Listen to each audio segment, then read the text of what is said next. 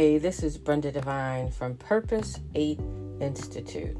Hey, I want to say once again for joining me for another episode of my podcast, Living a Life of Purpose with Brenda Devine.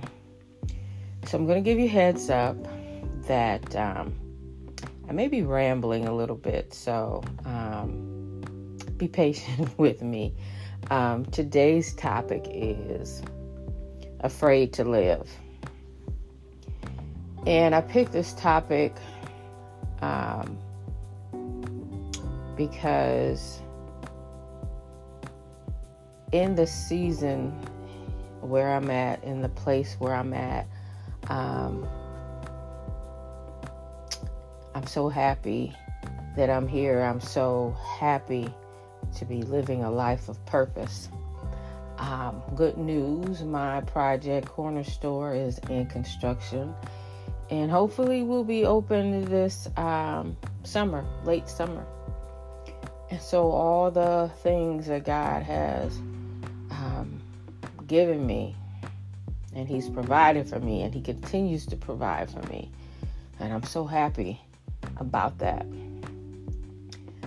Never, ever, ever in my life would I have imagined that I would be in this place.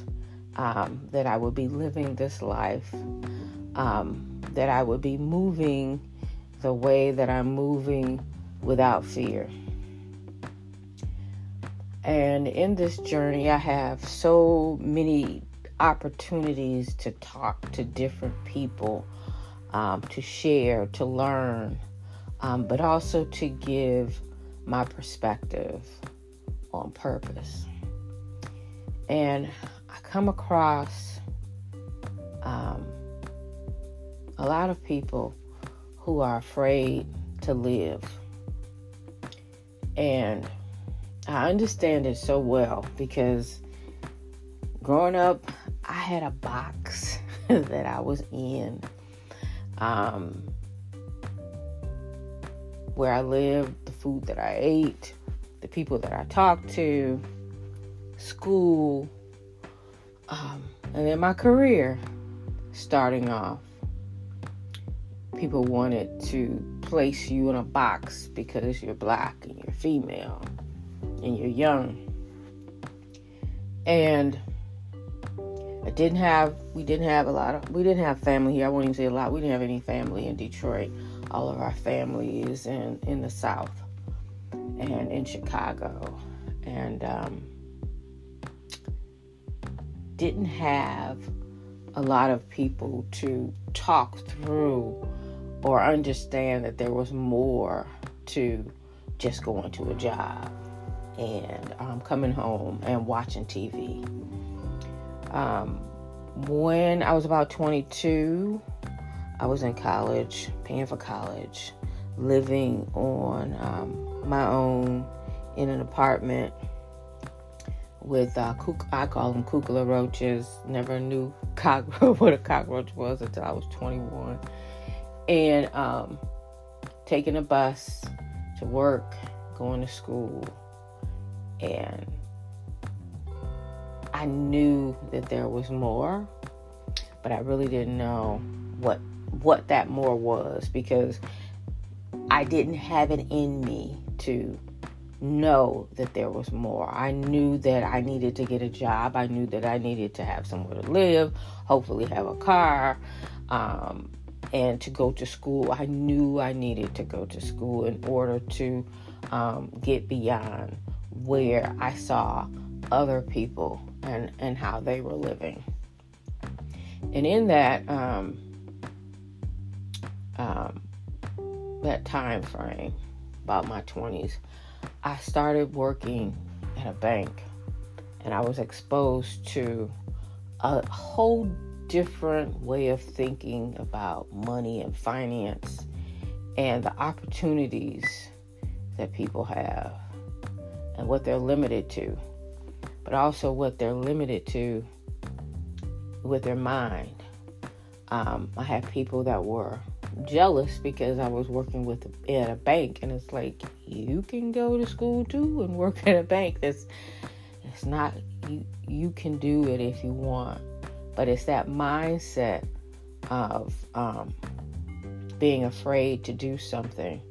Actually, the young man who taunted me actually ended up going to college, finishing, and from what I understand, finished college. So he expanded his mindset to go beyond what the box he thought he was going to be in. And then through my career, you get comfortable just living. We get comfortable going to the same places, talking to the same people, eating the same foods. And I'm going to say that I have been a very rigid person, afraid to step over certain boundaries in terms of going to new places, meeting new people. And part of that had to do with fear, being afraid of what could go wrong instead of what could go right. And now that I'm in this new season, this new lifestyle of living, I shouldn't say lifestyle, this new season of living my life on purpose, living within the capacity that God has created and designed me for. I don't want to see any boundaries. I don't want to see any boxes. I just want to be whatever I'm created to be. And so I have this push, this urgency, this passion in my life about living it to the fullest, the whole 360 degrees. I am just excited about living this life. It is so, it's just like it's freedom. It's just being able to just put down all of the things that I've been afraid of. And instead of having my own expectations, saying, don't have any expectations, Brenda. Don't limit yourself. Just go where God has told you to go. So within this season, I'm also a member of a not-for-profit, and we mentor women to be real estate developers. And then even outside of that, I have become, because of my purpose, I have become an extrovert. Or I can switch on the switch of being an extrovert, because really I'm an introvert. I like to be at home. But because I'm living this life of purpose, when I have to go somewhere, when I have to connect with someone, when I have to do something, when I have to speak, when I have to do some work, when I have to analyze something, when I have to help someone, I do it. And so I have this urgency about me. And when I'm talking to people, young and old, about purpose, or even let's back up, because I often don't approach people with purpose. I watch and I listen, and there I can see it so clearly because I've lived it, and there are moments when I still live it. So I see it, and I see the apprehension, and I see the fear, and I see that they're afraid to try something new, to meet someone new, to go someplace new, to take off the face that they present people and show the face that they really are, I see that they are hiding behind titles and careers and hurt and trauma. And I see that because I've seen it in myself. And I see that there's like this, like it was for me, this invisible wall of I'm afraid. I'm afraid that I'll be rejected. I'm afraid to ask questions. I'm afraid that I'm not valuable enough. I'm afraid that what's going to happen next. I'm afraid because I don't know what to do. I'm afraid because I don't have enough money. I'm afraid because I have all these other responsibilities that I have to do. I'm afraid. And so, when you are afraid to live, when you are afraid to live within the capacity of your design, you're not going to get everything. You're not going to live fully. You're not going to feel the freedom. You're not.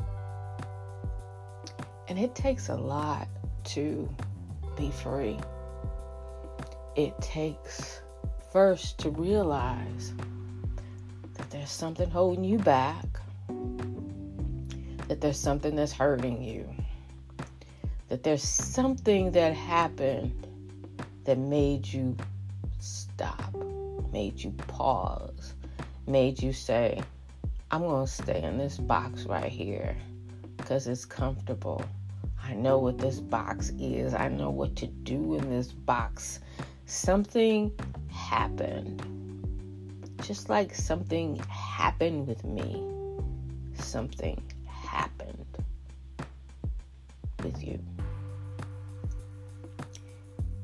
And you have to take the time to discover what happened. I have been an angry, and now I discovered an anxious person the majority of my life.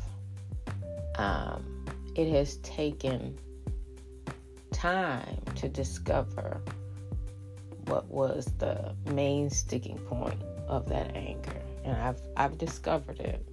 And I had to go back to the 3-year-old, 4-year-old Brenda to discover it. So you'll have to go back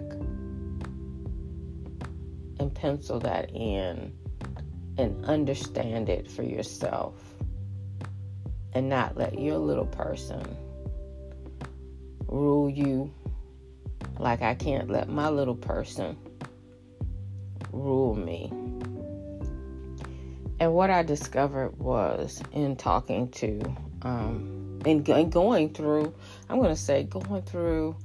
the healing that I've gone through, and it has been God, it has been the Holy Spirit, it has been Jesus, it has been having the curiosity to read topics that I was not familiar with to get a better understanding of who I am outside of who I thought I was and who people have told me that I was. And so you have to do that work, that exercise for yourself. But I've come to realize that we don't always communicate clearly. We don't always try to unravel the truth about ourselves, our lives, and we like to kind of push things down and try to cover it up and just hope to move on. But what happens is those things, that trauma, that hurt, it bubbles up in so many different ways. And one of them is fear and not believing that you're good enough and not believing that you deserve more. I shouldn't say deserve more, that you're worthy of more. It's that little thing years ago. I shouldn't say little thing. It's that thing years ago holding you back. And you've got to discover it. You've got to uncover it. You've got to understand it. You've got to reconcile it. You've got to accept it. You've got to forgive it. You've got to replace it with what God says that you are. Doesn't mean that I'm not going to have triggers from time to time. Doesn't mean that at all. But you got to reconcile yourself to it and forgive it and know that God is greater than anything that happened in the past. So why am I burning up my energy for the past when I could be living? And I had time to think about it, and I was like, 2, maybe 3 hours, maybe 4 hours, maybe 5 at the top of thinking this through, talking it through, praying it through, understanding it.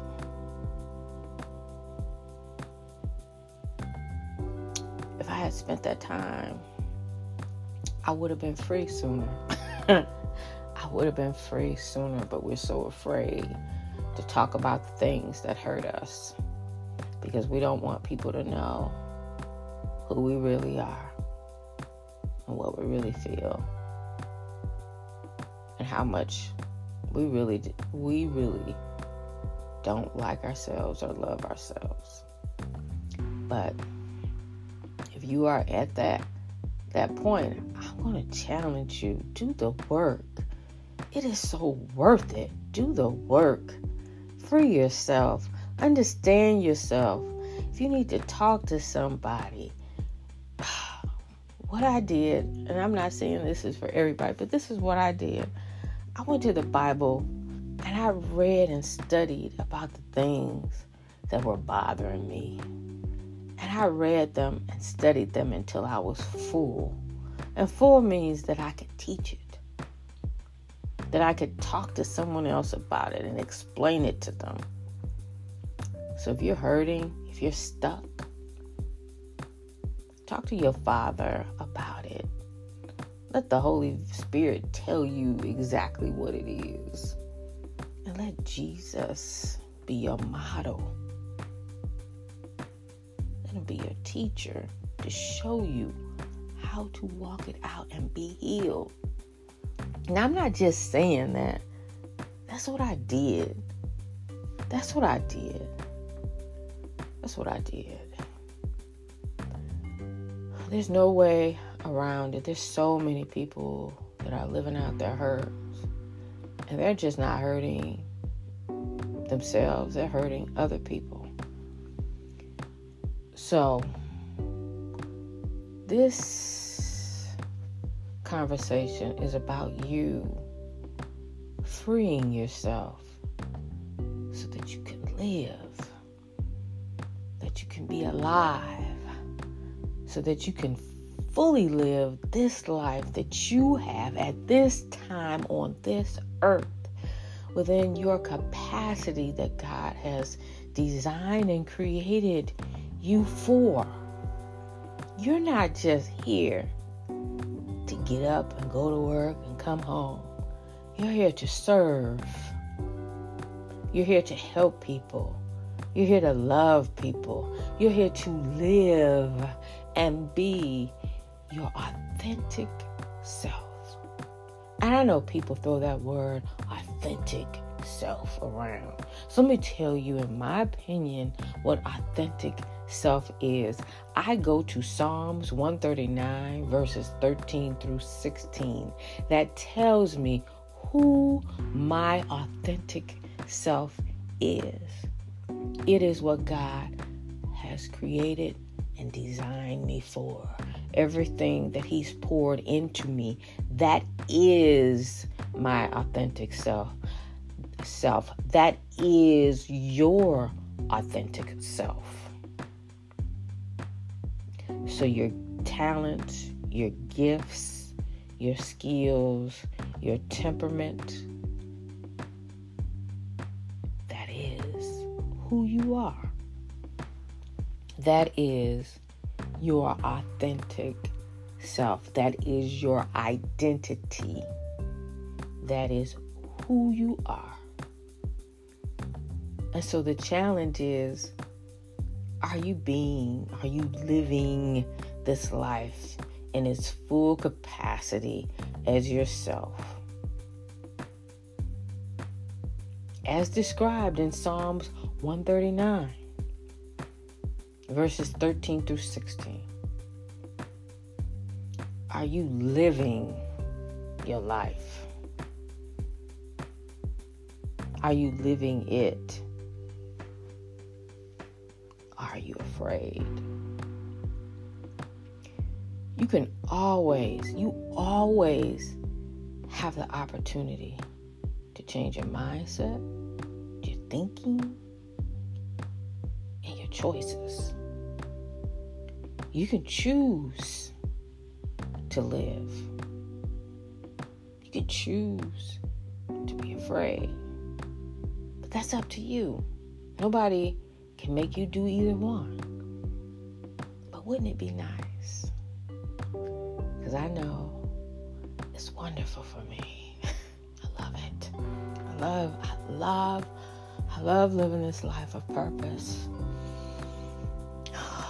All those years, 52 years living in a box.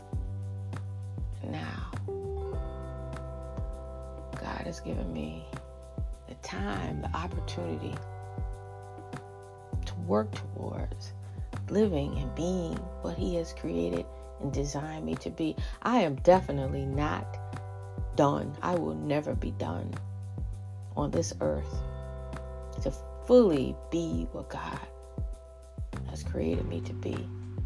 But while I am living and I am walking, I am learning and I am doing those little things that come at you and you say no, you need to say yes. Because it's those instances of obedience, those opportunities of obedience when we say yes to God and we serve Him, that we are humbled and we learn so much about ourselves and our capacity and God's love for us. It's those opportunities that we turn down that we should say yes to. So I'm going to leave you with that. And I'm going to challenge you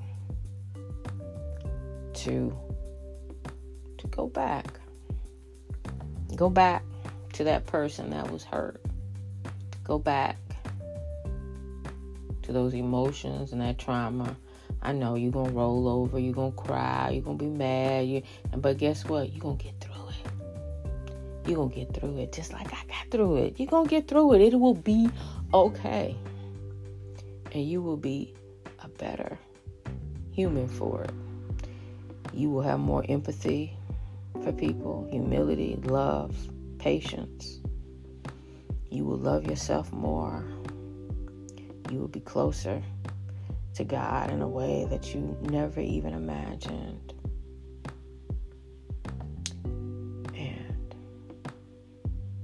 you will love yourself. You will cherish yourself. And you'll put boundaries around you to protect yourself and your purpose. And you will live. And you will love. You will serve and help people, all for God's glory, so that they can see God in you. So this is Brenda Devine from Purpose 8 Institute. Talk to you in a little bit. Bye-bye.